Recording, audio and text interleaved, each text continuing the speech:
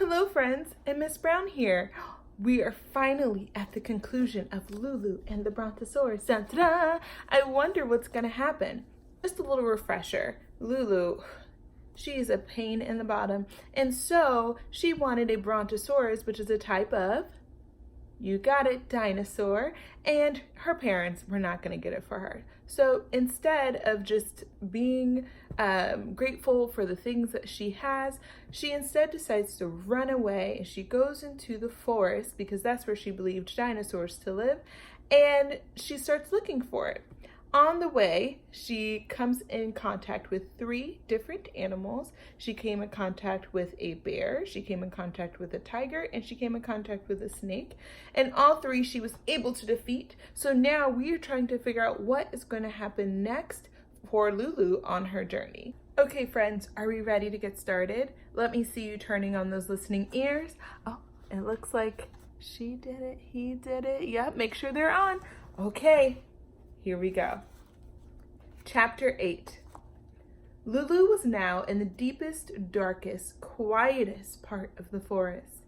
It was getting quite late and she was getting quite tired. She took her sleeping bag out of her suitcase, spread it on the ground, and lay down to sleep. But before she slept, she sang her song once more. I'm gonna get a Brontosaurus for a pet. I'm gonna get a Brontosaurus for a pet. Actually, she never even got to sing the last line because before she could get it out, she was sleeping. There she is, sleeping. Finally, she has so much energy, that Lulu. Chapter 8 and 1/2.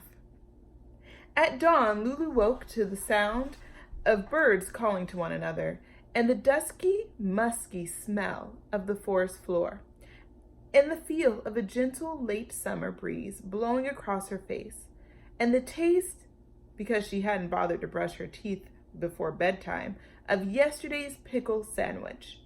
She also woke to the sight of something so huge, so enormous, so utterly gigantic that she was sure that she was still dreaming. It looked like a mountain, except this mountain had legs, a very long neck, and very small head. What could that be? It was, as I'm sure you've already figured out, the Brontosaurus that Lulu had been searching for. Did you guess it? Did you guess that she had found the Brontosaurus? Look at those legs. Chapter 9. Lulu closed, then opened, then closed, then opened her eyes again and decided she wasn't dreaming after all. She quickly climbed out of her sleeping bag and announced to the Brontosaurus, "It's my birthday today, and just in time, I found you." "No, I've found you," the Brontosaurus told Lulu, "and I'd like to wish you a very happy birthday."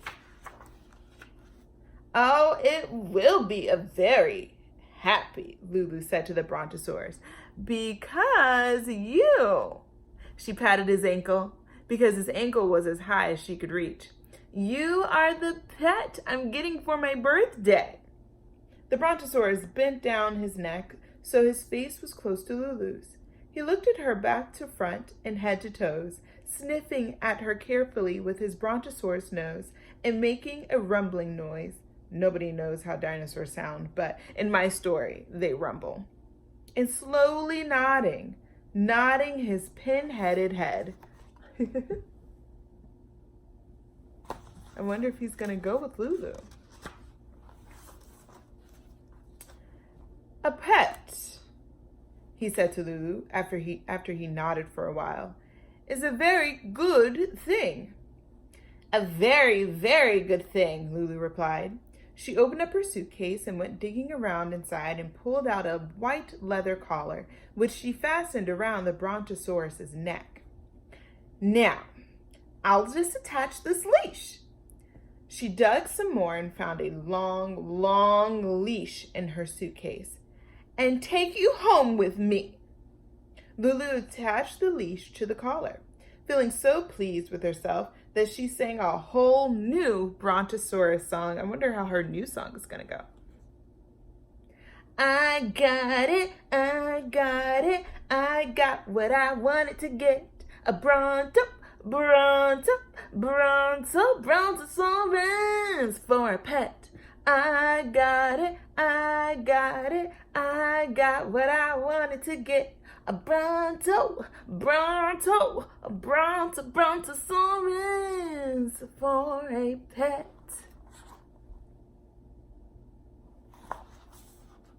Oh my goodness. She would have kept feeling pleased with herself, except now the Brontosaurus was shaking his head, and now in his rumbling voice, he was saying, no! He was saying no and shaking his head till the collar and leash flew off. No, he said, I don't wish to be your pet. Lulu, hated hearing no. Do you remember that? She really, really hated hearing no. So she screeched till all the birds fled from the trees, and she threw herself down on the forest floor, and then she kicked her heels and waved her arms.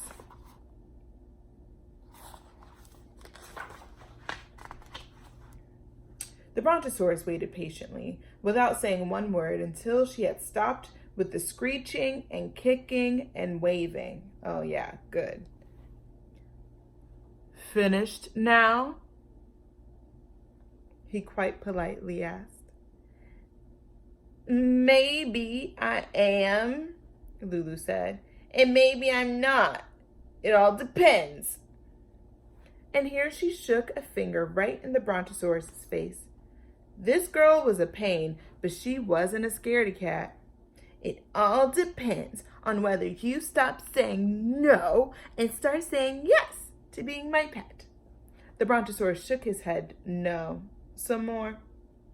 Lulu thought about screeching and so forth some more, but instead she said in a very snippy voice, now listen here. You were the one who said to me just a minute ago that, and I quote, a pet is a very good thing. That's what I said, the Brontosaurus admitted. So what, Lulu asked, is your problem, Mr. B? No problem, he answered. Just a misunderstanding, because when I said that a pet is a very good thing, I didn't mean I wanted to be your pet. I meant that you'd be a very good pet for me.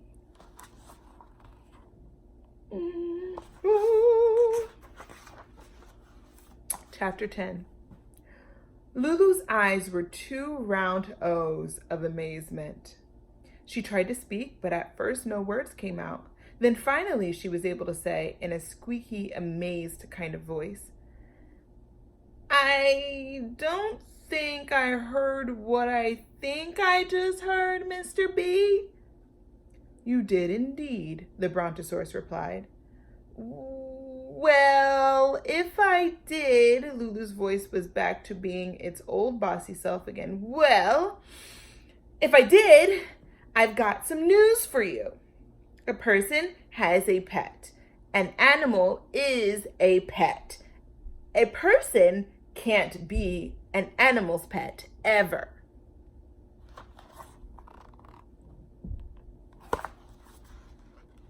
I wonder what's going to happen. And I have news for you, the Brontosaurus said to Lulu, except that he spoke more politely than Lulu had done. You're about to be the first person ever to be an animal's pet.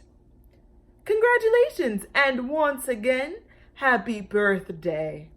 He reached out a hand, or whatever you want to call it, and gently scooped Lulu off the forest floor. He then plunked her gently down where his back met his neck. "Hold on tight, little pet," he said to Lulu. "I'll pull off some leaves from the tops of the trees for your breakfast. And then I'm taking you home to live with me." "No!" yelled Lulu. "No, no, no! A billion zillion times no!" "Yes, yes, yes," the Brontosaurus replied. "I'll feed you and pat you and play with you and treat you very nicely. And all I'll expect from you is to sit and roll over and fetch a ball and do cute tricks." What did he think she was? Some kind of dog girl? I really don't know. I can't read a dinosaur's mind.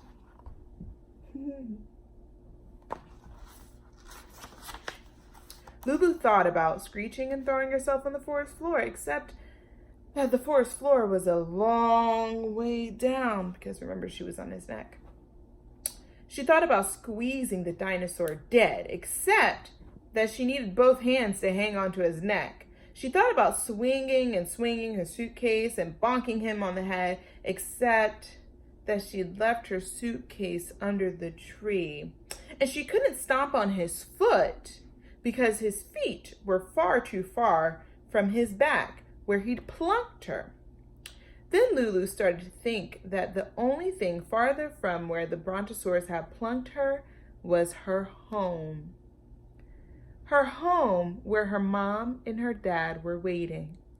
Her very own home where no one, not even when she was being a pain, which was most of the time, had ever expected her to sit and roll over and fetch and do cute tricks. "I want to go home to my house," Lulu told the Brontosaurus, then added in a lot less bossier voice, "Please let me go back to my house, Mr. B." I wonder if he's going to let her go home. This was maybe the very first time in Lulu's entire life that she, without being told, had used the P word. Do you know what the P word was? The P word was please. Yes, that was the first time she ever used it. And yet the Brontosaurus shook his head no. "Once you get used to it," he kindly told Lulu, "I truly believe that you'll like being a pet." Lulu imagined being a pet in the house of this Brontosaurus and never seeing her mom or her dad again.